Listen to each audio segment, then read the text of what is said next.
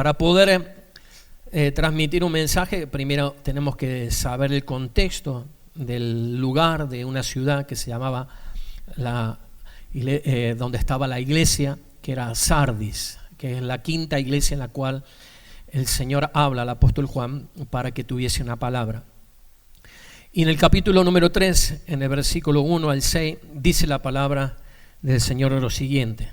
La leemos en el nombre del Padre, del Hijo y del Espíritu Santo. Señor, toma las palabras, Señor, en el nombre de Jesús. Da sentido, da gracia, da unción, Dios, y da comprensión, Dios. Todo lo que no es tuyo, todo lo que estorbe, todo aquello que trae mal espíritu, en el nombre de Jesús lo rechazamos, en el nombre de Jesús. Señor, revélate a nuestras vidas, Dios. Revélate, Señor, a nuestros corazones, Señor, y enséñanos. Qué mejor que tú, Señor, que nos enseñes. Padre, gracias, en el nombre de Jesús. Amén. Dice la palabra del Señor lo siguiente, dice: escribe al ángel de la iglesia en Sardis, el que tiene los 7 espíritus de Dios. Ya vamos a ver qué es lo que es los 7 espíritus de Dios. Y las 7 estrellas, dice esto: yo conozco tus obras, que tienes nombre de que vives y estás muerto. ¿Sí? Creo que lo estamos teniendo aquí, ¿verdad? Sí, muy bien. Y le dice el versículo número 2, dice: sé vigilante y afirma las otras cosas que están para morir, porque no he hallado tus obras perfectas delante de mí. Acuérdate pues de lo que has recibido y oído, y guárdalo, y arrepiéntete. Pues si no velas, vendré sobre ti como ladrón, y no sabrás a qué hora vendré sobre ti.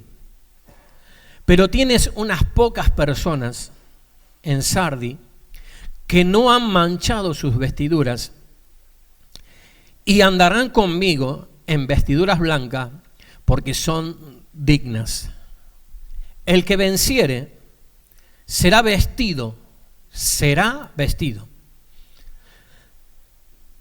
de vestiduras blancas, y no borraré, dice el Señor, y no borraré su nombre del libro de la vida, y confesaré su nombre delante de mi Padre y delante de sus ángeles.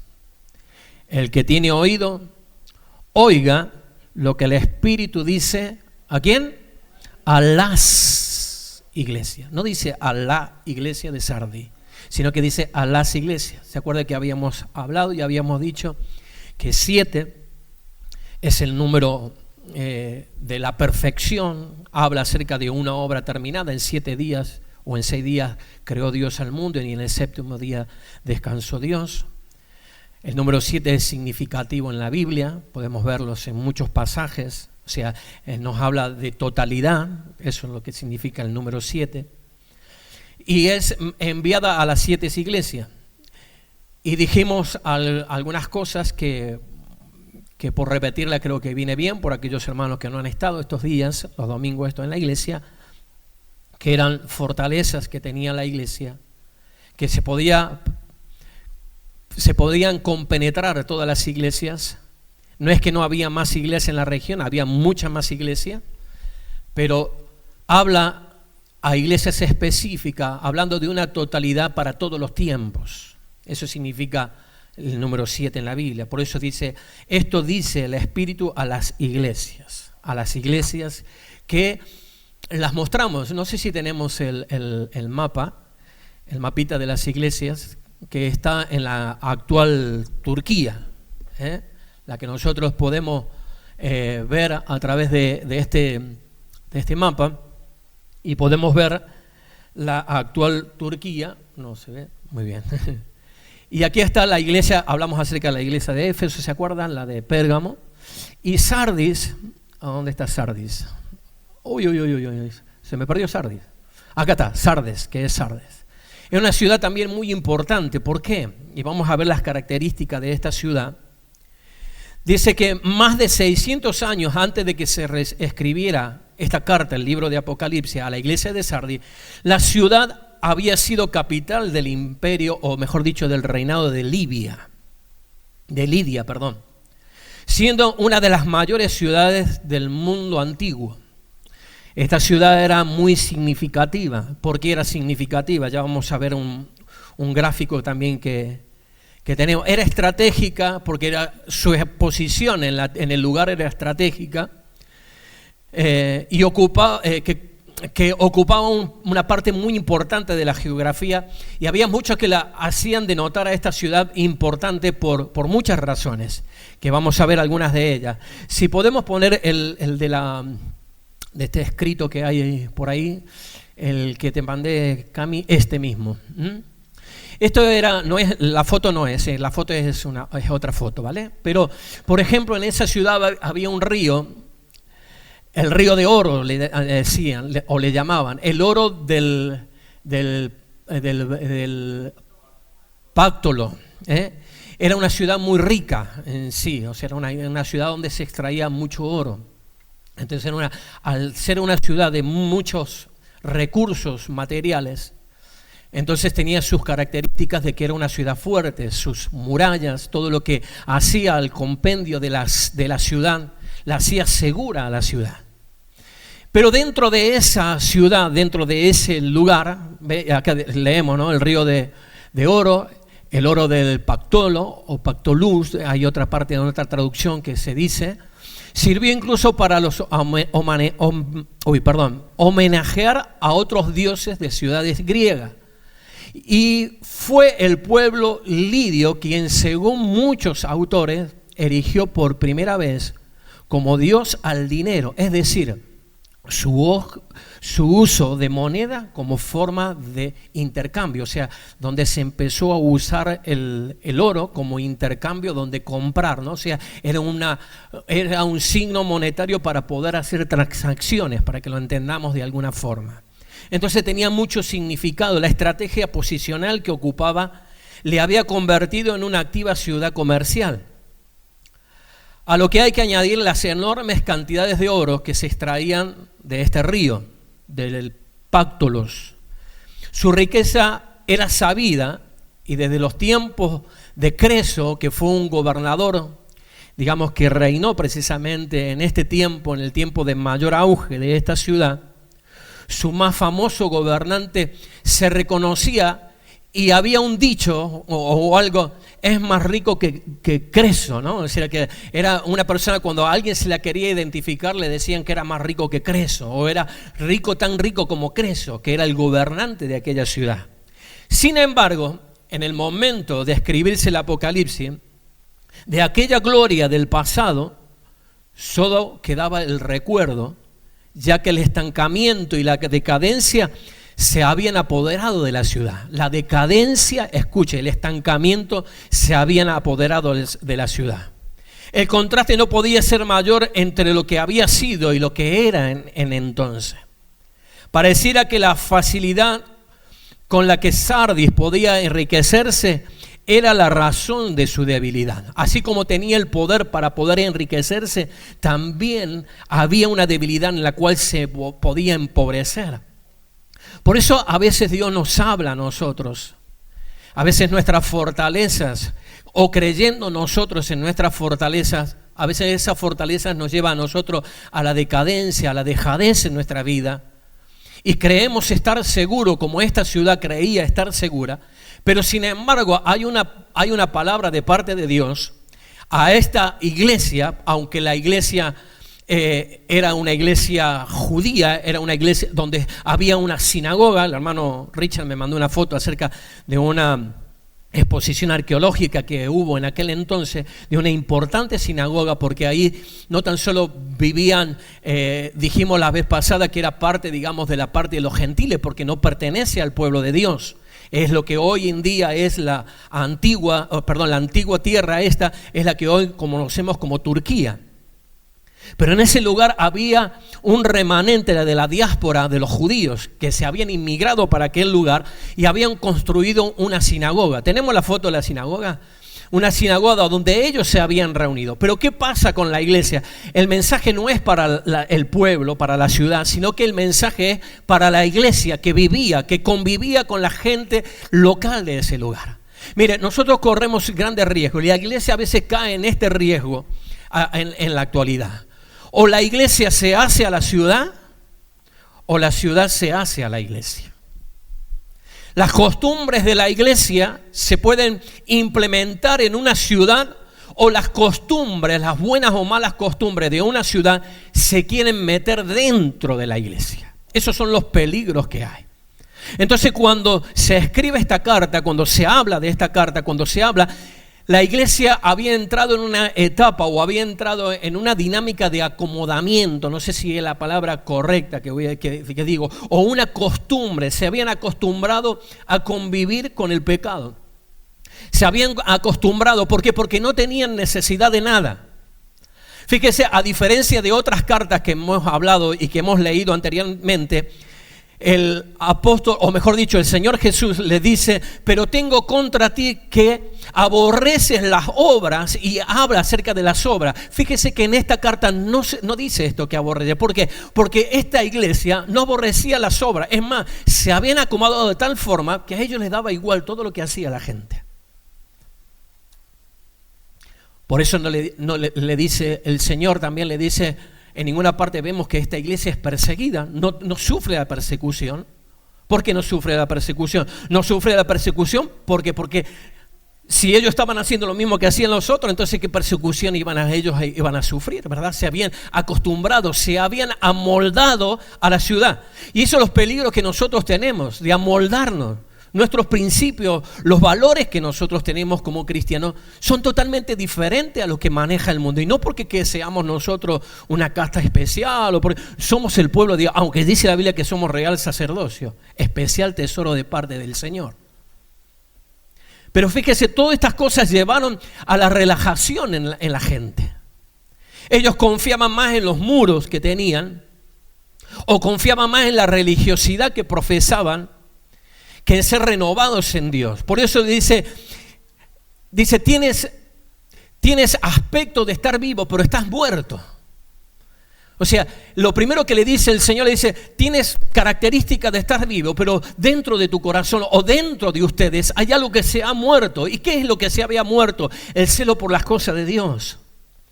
Se había muerto el compromiso para con Dios. Se había muerto en sus vidas la vida devocional con Dios.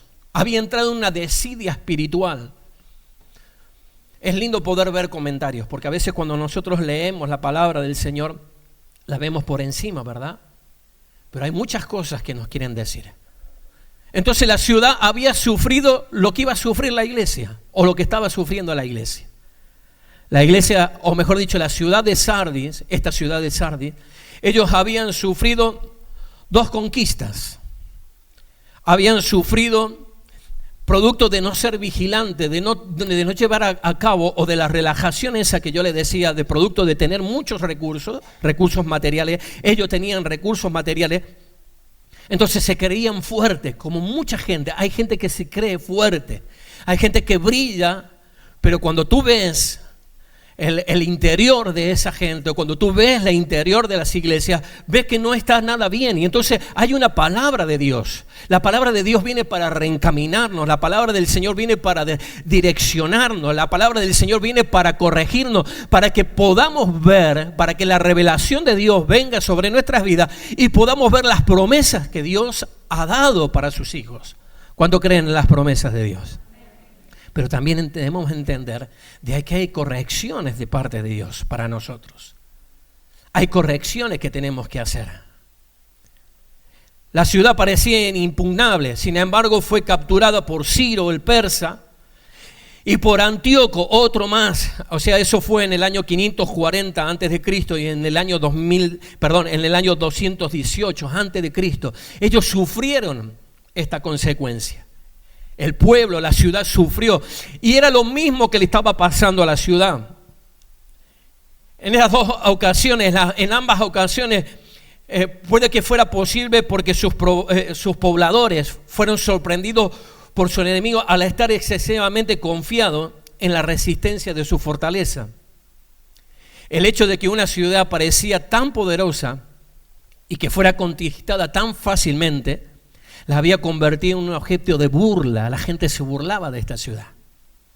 Otra de las características que tenía la ciudad esta, donde estaba edificada en una colina. Con eso significaba mucho. El enemigo, para poder tomarla, le costaba, o sea, era más dificultosa poder escalar y poder llegar a las posiciones, porque el que está arriba tiene una mejor perspectiva de lo que está pasando aquí. Pero ¿qué sucedió con la ciudad de Sardis? Ellos dicen que abandonaron, los vigilantes abandonaron sus posiciones, las posiciones que ellos tenían que tener, la posición que ellos tenían, de poder ser vigilante, para estar vigilante acerca del enemigo que venía a sus vidas para atacarlos y destruirlos. De la misma forma, esa es la dinámica en la cual estaba entrando la iglesia. Por eso dice la palabra del Señor, dice, sé vigilante. Sé vigilante. Y eso tenemos que nosotros vigilar. ¿Qué es lo que viene en contra de nosotros? Hoy, con muchas banderas y muchas opiniones, usted sabe que los mensajes hoy en día, cuántos bulos hay en las redes sociales, cuánta mentira que hay en el mundo. Hay cosas que el mundo les dice, a las cosas buenas le dicen malas y a las cosas malas le dicen buenas. Entonces nosotros, ¿qué tenemos que estar vigilantes? ¿Qué es lo que dice la palabra del Señor? Ese es el llamado de parte del Señor para nosotros como iglesia del Señor, de estar vigilantes, de estar atentos. Porque dice que el enemigo viene sobre nuestras vidas. Dice la palabra del Señor, no ignoremos las maquinaciones del enemigo.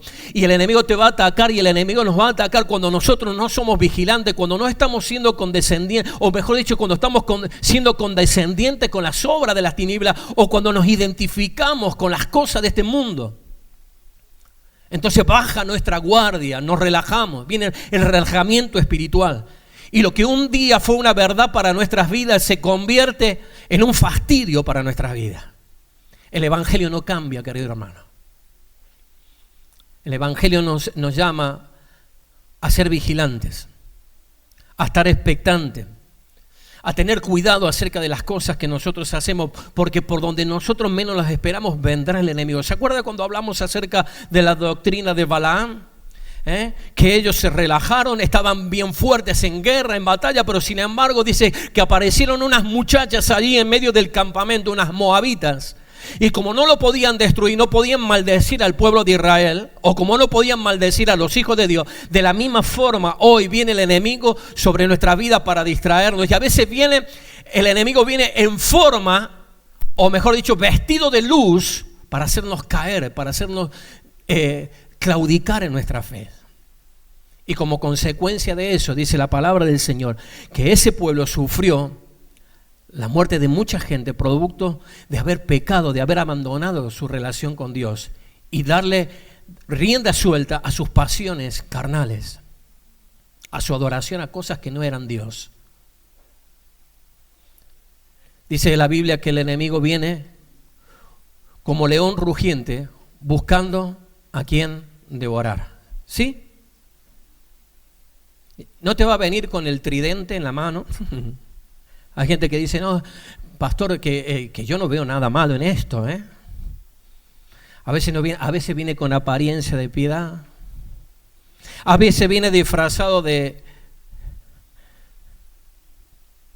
60, 90, 60 o 90, 60, 90. Algunos se ríen, ya saben lo que digo, ¿no? A veces puede venir en un deportivo. No se te va a presentar con el tridente así, con los cuernos, los cachos, como le dicen en algún lado, ¿no? No se te va a presentar ahí, ni con una cola así larga, horrible, que tiene una punta. El diablo no se te va a presentar de esa forma, se te va a presentar de la manera más apetitosa. Porque es su intención de hacerte claudicar, de hacernos claudicar. Ellos estaban confiados en sus fortalezas. A veces el enemigo te va a venir a través de una relación incorrecta. No sé, usted mismo sabrá, ¿no? A través de una tentación de coger algo que no es tuyo. Total, pastor, pero ¿qué hay de malo si es que tienen tanto mi jefe?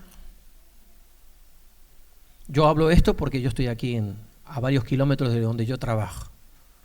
Pero ¿sabe la cantidad de gente que la han pillado robando jamones,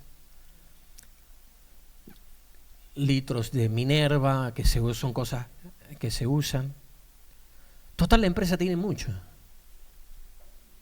A veces se te presenta la tentación en muchas formas, y a veces estamos desprovistos, o mejor dicho, bajamos nuestra guardia, bajamos nuestras defensas. Así como la ciudad de Sardi estaba viviendo, era el calco de lo que estaba sucediendo en la ciudad de Sardi.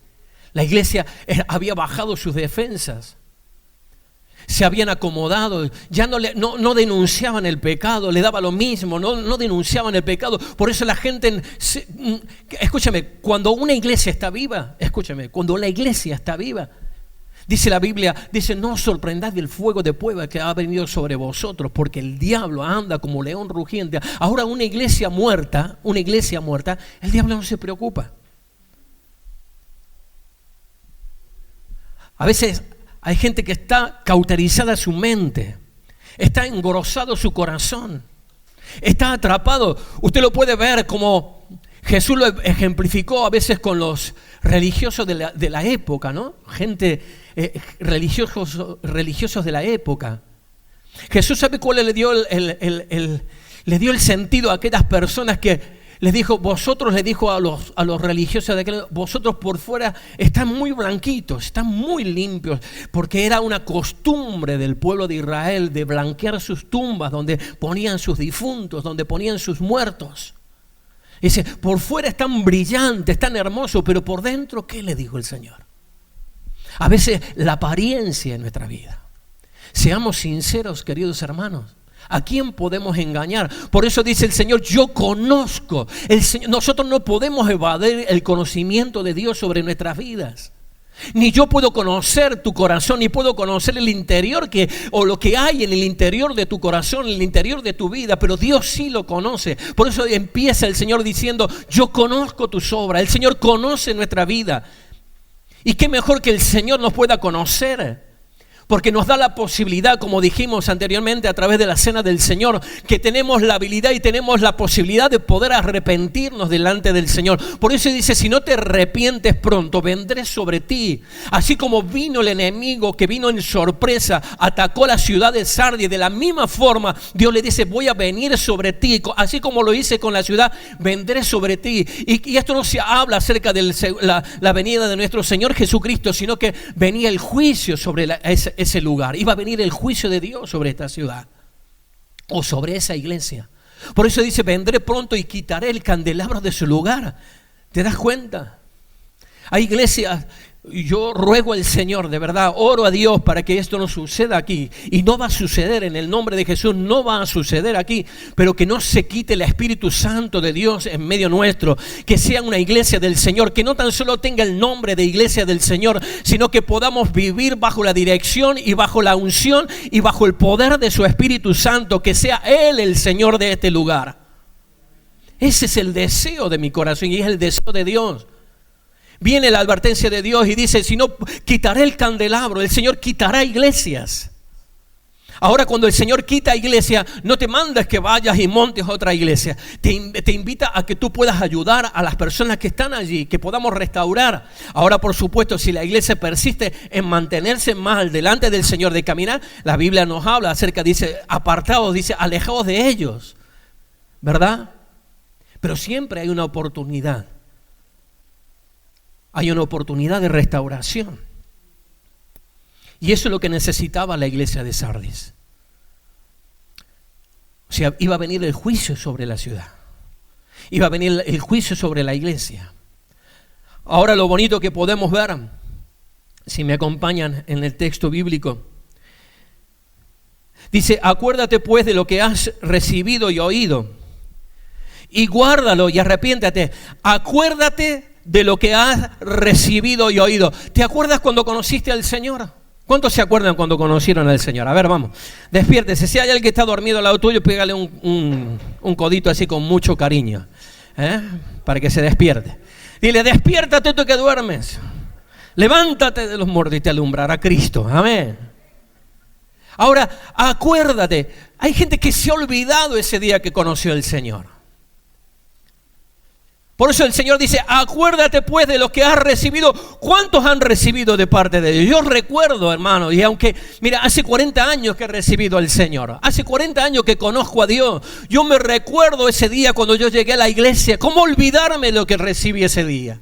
Recibí el perdón de mis pecados, recibí la restauración de mis complejos y de tantas cosas que había. ¿Cómo me voy a olvidar de lo que el Señor ha hecho en mi vida? Acuérdate cuando aquella persona oró por ti, cuando recibiste un milagro de parte del Señor, cuando llegó el Evangelio, cuando tú escuchaste por primera vez las primeras noticias. Eso es lo que le está diciendo el Señor a la iglesia de Sardis. Le está diciendo, acuérdate de lo que has recibido. No tan solo lo que has recibido y lo que has oído. Y dice, y guárdalo, o sea, guarda esos recuerdos buenos que nosotros hemos tenido, que tenemos en el Señor. ¿Cómo poder olvidarlo? ¿De dónde Dios me ha sacado? ¿Te acuerdas, Marito? ¿De dónde el Señor te ha sacado, Marito? ¿De dónde te sacó el Señor? Algún día vas a contar tu testimonio aquí. No te olvides. No nos olvidemos de dónde el Señor nos sacó, de dónde el Señor nos ha rescatado. Y Dios no te rasca, y Dios es celoso. Escúchame, Dios es celoso porque Él ha invertido lo mejor del cielo y te lo ha revelado a ti, me lo ha revelado a mí, que es la revelación de nuestro Señor Jesucristo como nuestro Señor y Salvador. ¿Qué mayor revelación podemos tener para nuestras vidas? Y si nosotros vivimos en esa dinámica de vida, vamos a ver la bendición del Señor, vamos a poder caminar en los propósitos del Señor, vamos a poder seguir la senda del Señor, vamos a poder ser discípulos del Señor. Hay gente que no puede ser discípulo del Señor porque para la única forma de ser discípulo del Señor es seguir o siguiendo sus pisadas. Lo que Jesús hacía, nosotros debemos también hacerlo. La Biblia habla acerca de los 7 espíritus de Dios. Dice los 7 espíritus de Dios, y recién hice referencia en cuanto a, pero lo dice muy cortita. ¿A qué se refiere los 7 espíritus de Dios? Eran las 7 características que iba a tener el Mesías, porque es una palabra profética en el libro de Isaías. Cuando Isaías habla en Isaías capítulo 11, versos 1 y 2, escuche bien, dice así la palabra del Señor. Y dice, saldrá una vara del tronco de Isaí. ¿Quién era Isaí? ¿El papá de quién?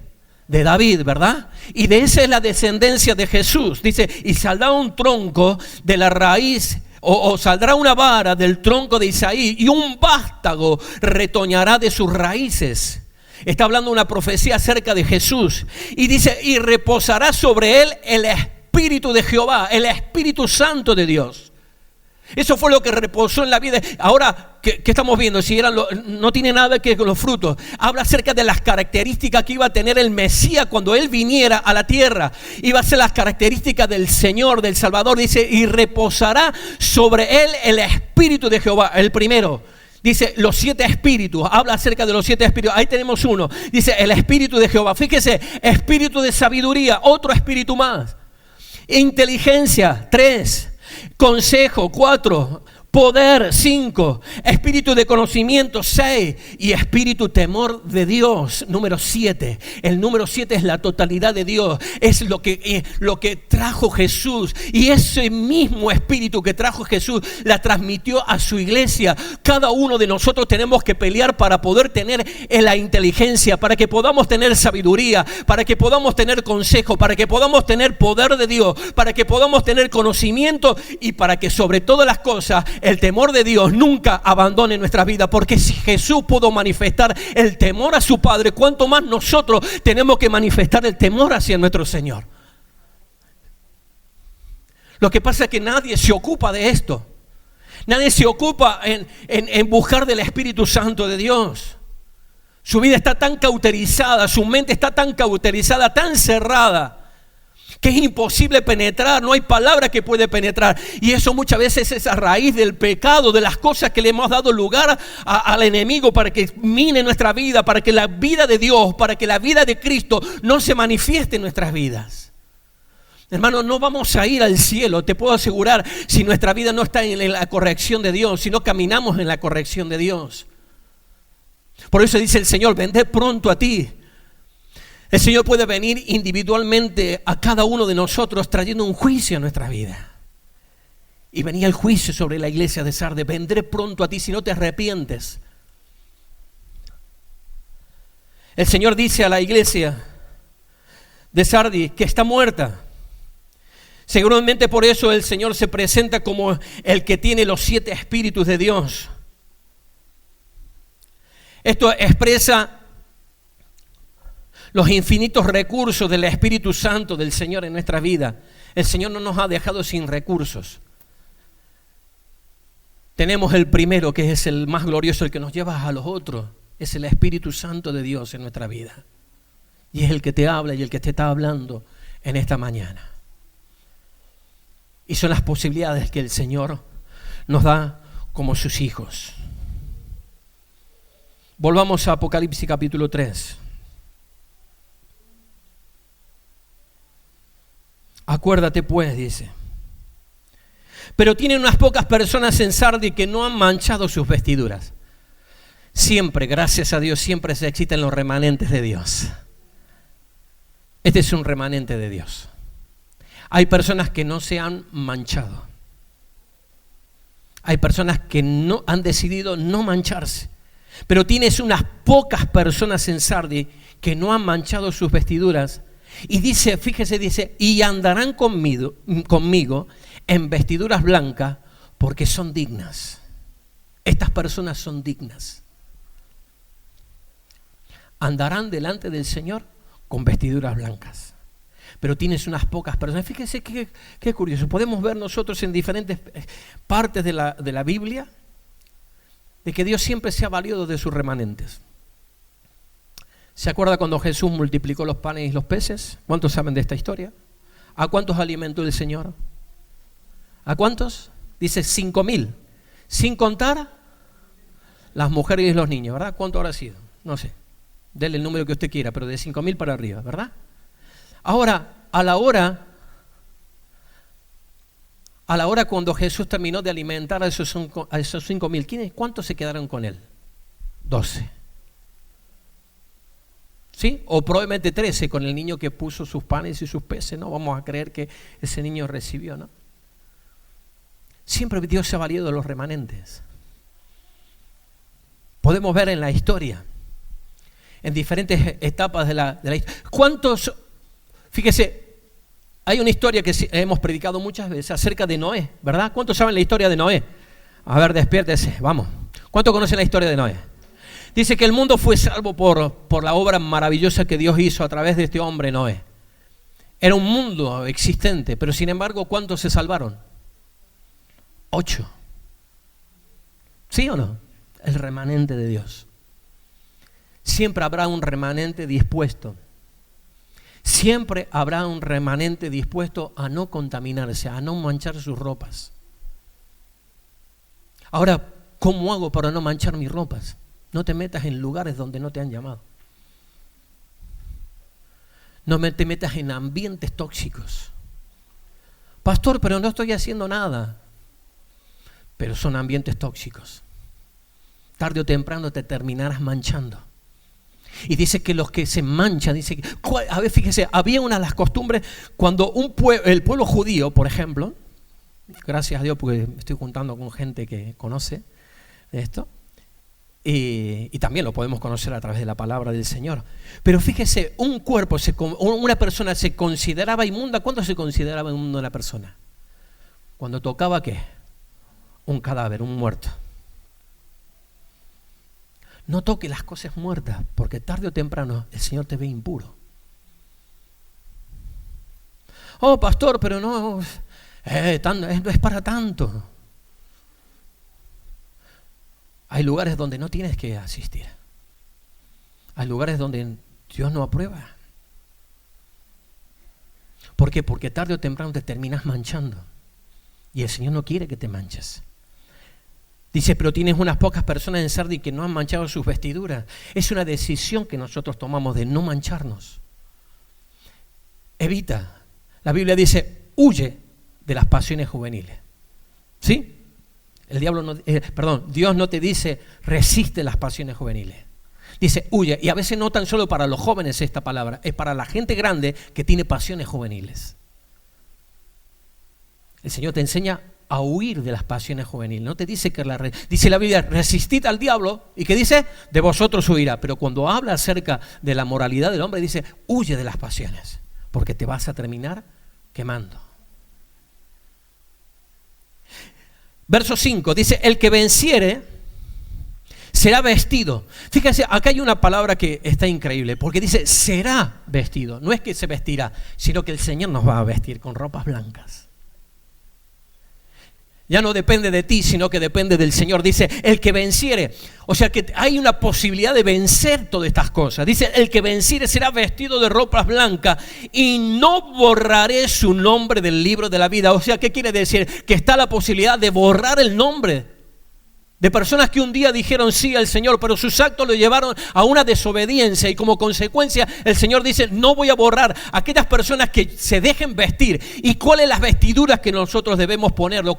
Dice, vestidos pues de Dios. Aleluya, esa es la palabra, vestidos pues de Dios, vestirnos con la ropa, es lo que nosotros veíamos recién en el libro de Isaías, con inteligencia, con poder, con temor de Dios, vestirnos con las mismas cosas que el Señor nos enseñó, con un espíritu perdonador, con un corazón perdonador, con un corazón que ama, vestirnos con las cosas que el Señor ha dispuesto para nuestras vidas. Ese es el vestido que debemos utilizar para nosotros.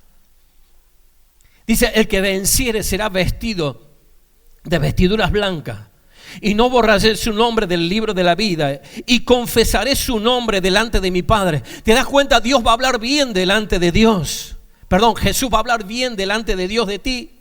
Dice, yo lo confesaré delante de mi Padre y delante de los ángeles. Por eso dice, el que tiene oído, oiga lo que el Espíritu dice a las iglesias. Hay una verdad, hermano, que nosotros no podemos negarla en nuestra vida. Hay un llamado de parte de Dios, hay una urgencia de parte de Dios de poder nosotros ser diferentes, ser un remanente diferente.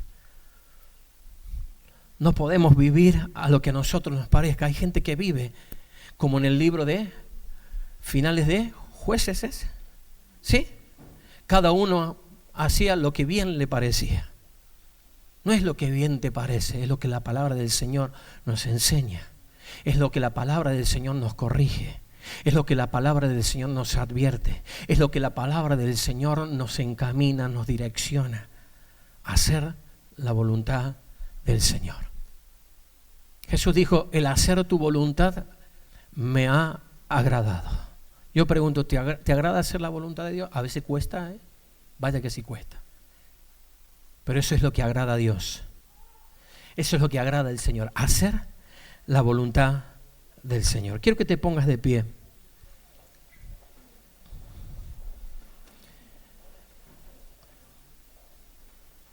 Al tener la Santa Cena, siempre se extiende un poquito más el culto. A ser diferente, hermanos. Al final, te puedo decir que la iglesia no está para agradar al mundo. Nosotros no estamos para agradar a la gente. Nosotros estamos para agradar al Señor. A Jesús muchas veces le dijeron, Señor, dura esta palabra. Y el Señor le dijo, ¿queréis iros vosotros también? Ahora cuando nosotros tenemos el espíritu correcto y reconocemos y nos acordamos de lo que el Señor ha hecho por nosotros, decimos, Señor, ¿a quién iremos si tan solo tú tienes palabra de vida eterna? Por eso le dice el Señor, aviva las cosas que están prontas a morir. O sea, no todo estaba perdido para la iglesia de Sardis. Le dice, aviva, escúcheme bien, escúcheme, porque esta es la parte más importante. Bueno, toda la parte es importante. Pero el Señor le dice, aviva lo que está pronto a morir. Todo eso que está pronto, lo que tú visualices, lo que estás viendo. Hay una llama que comenzó en tu vida y comenzó en nuestra vida, en cada uno que hemos conocido al Señor. Esa llama, yo me acuerdo, era una llama grande, inmensa, grande. Pero ¿qué pasa? Que con el tiempo esa se va disminuyendo. Por eso dice el Señor, aviva el fuego que había en tu vida en un tiempo. ¿Sabes qué pasa si no, al final te terminarás apagando? al final terminás abandonando la fe. Cuando ya empieza la desidia, empieza la dejadez en tu vida, te dejas estar. Es como una persona, ¿no? ¿Has visto ustedes los indigentes? ¿Sí? ¿Indigentes se dice? Nosotros le decimos, allá en Argentina le decimos los crotos. O los lingeras le decimos, ¿no? Mal llamado lingera. ¿Sí? ¿Qué otra expresión hay? ¿Sí? ¿Qué otra expresión hay? ¿Que está bien dicho como indigente? Sí, creo que la entendemos todo en esa palabra. Fíjese, sufren problemas, dificultades en sus vidas. En su vida normal. Escúcheme, por favor, ya nos vamos. Y empieza la dejadez. Ya no se duchan. Huele al que tiene al lado tuyo. Ya no se duchan. Ya le da igual venir vestido como venir vestido. ¿Sí? Empiezan a alimentarse mal.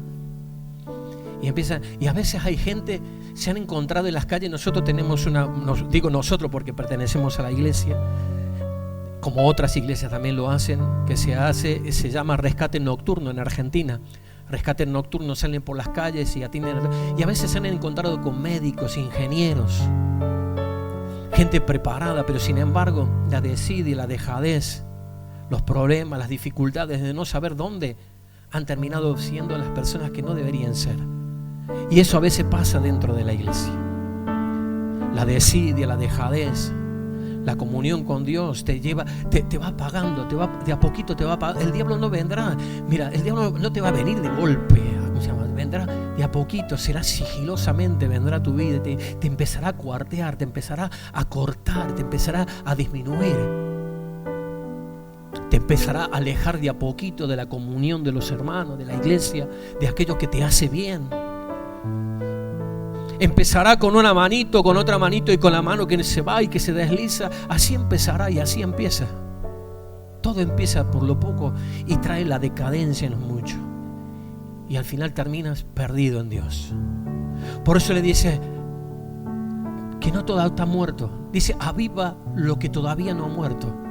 Yo pregunto, si tienes un poquito de esperanza, tienes un poquito de cordura, un poquito de temor de Dios, y tomas esta palabra para tu vida, y podemos decirle, Señor, sopla sobre nuestra vida, donde hubo fuego, Señor, que se pueda volver a encender una llama. Quizás el fuego está tapado por cenizas. Quizás está tapado por cenizas que pueden ser muchas cosas en nuestras vidas. Pero ahí está el Espíritu Santo de Dios, el cual, aleluya, nos promete que va a estar con nosotros. Y es el que viene en esta mañana y el que viene en cada reunión. Aleluya. Independientemente de quién esté aquí adelante, viene el Espíritu Santo y es el que sopla sobre nuestras vidas. Por eso debemos pedirle al Señor que Él sople sobre nosotros, que pueda avivar el fuego. Aleluya, aviva el fuego que estaba antes en tu corazón. Avivemos el fuego, renovemos nuestra pasión por el Señor, nuestro amor por Dios, nuestro compromiso con Dios. Porque antes éramos comprometidos con Dios y ahora no lo somos. Porque ahora simplemente tenemos una denominación o nos creemos o decimos somos cristianos nominales. Esta es la palabra, esta palabra se usa mucho hoy en todas las religiones. Yo soy una persona, o soy evangélico, soy católico, soy esto, soy lo otro, pero soy nominal. ¿Qué quiere decir? No soy practicante. Hace falta de esa gente, porque si no es incoherencia.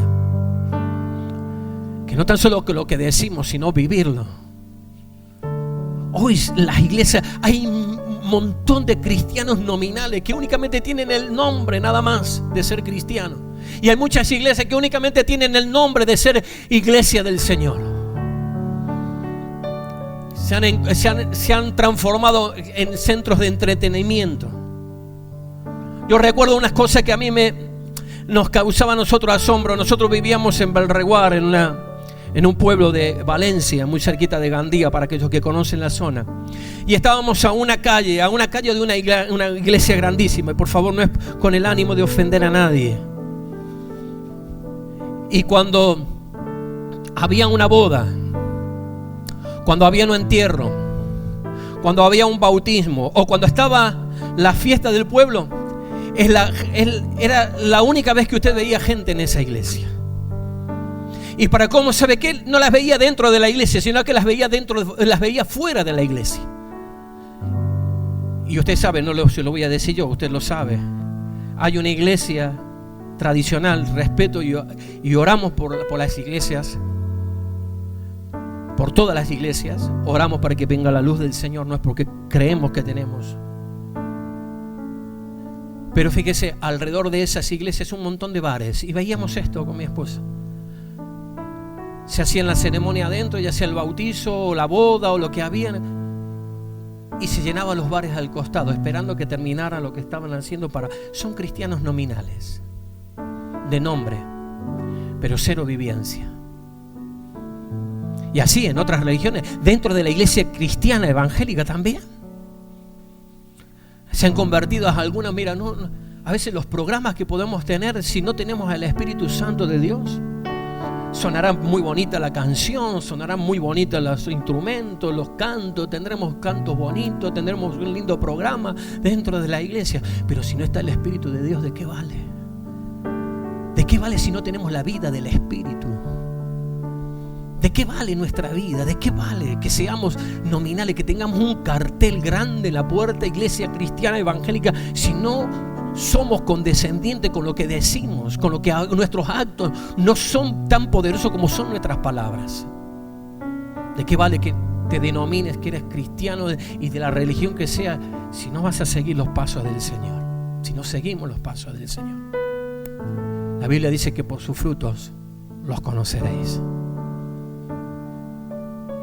La iglesia de Sardi, claro, no le decían nada porque se había acoplado. Entonces, ¿qué le iba a decir el pueblo? ¿O qué le iba a decir la gente? Nada, no le iba a decir nada porque no influían en nada.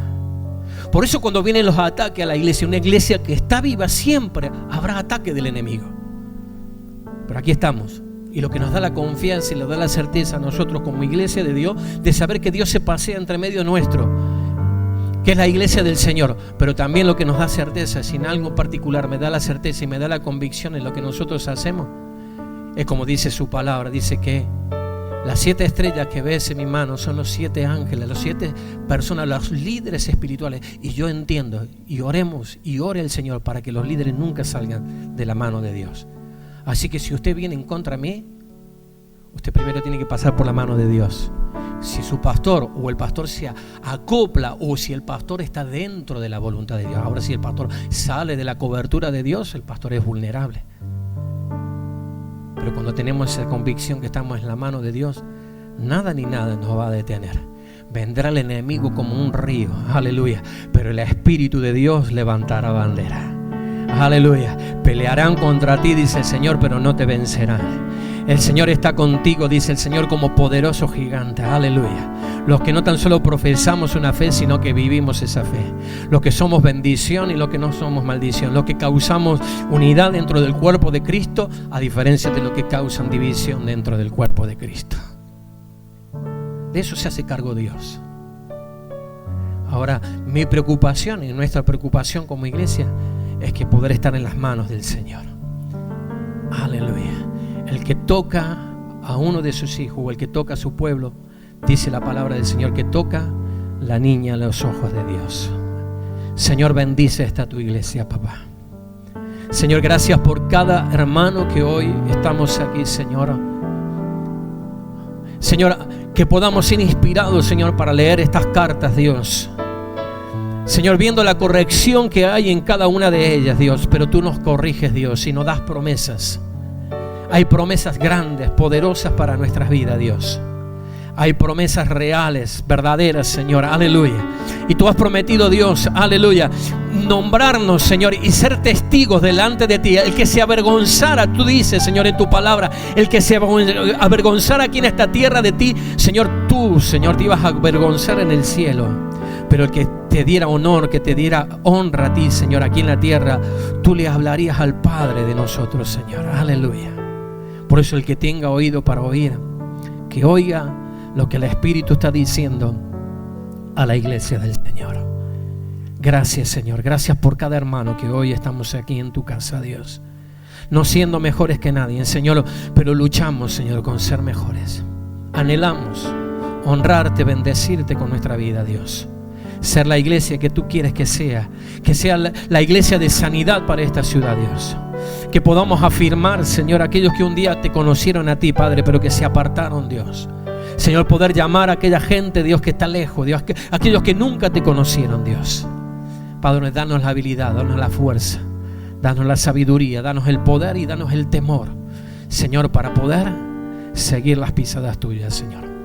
Te damos gracias, Señor, en el nombre poderoso, glorioso y maravilloso de tu Hijo Jesús. Amén y amén. Gloria a Dios. Dele un aplauso al Señor de gratitud. A Él sea gloria.